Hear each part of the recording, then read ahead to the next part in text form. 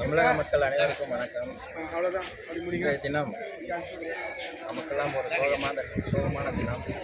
புரட்சித் தலைவர் எங்களை பொறுத்தவரை அவர் இன்றும் மறையவில்லை என்று தான் நாங்கள் கூறுவோம்.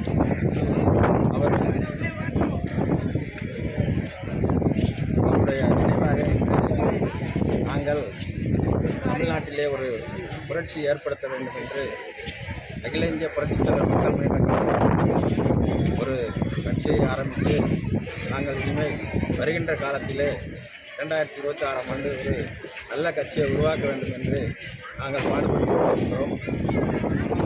இப்பொழுது உள்ள அனைத்து கட்சிகளுமே மக்களுக்கு விரோதமான சக்திகளுக்கு செய்து கொண்டிருக்கின்றார்கள்.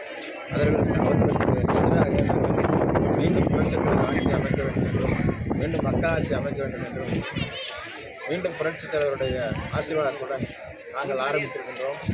தலைவருடைய இன்றைய இடத்தில் அவர் இருந்த இடத்தில் நாங்கள் இன்று முதல் சபதம் மேற்கொண்டு தமிழ்நாட்டினை நல்ல ஒரு தமிழ்நாடாக மாற்ற வேண்டும், மக்களுக்கு அனைத்து வசதிகளும் செய்து கொடுத்து மக்களாட்சியை ஏற்படுத்த வேண்டும் என்று ஒரு நல்ல நோக்கத்தோடு எடுத்துக் கொண்டிருக்கின்றோம். அதற்கு நம்மளுடைய மீடியாக்கள் மூலமாக நாங்கள் மக்களுக்கு எடுத்து சொல்ல தயவு செய்து வேண்டுகிறோம். நன்றி, வணக்கம்.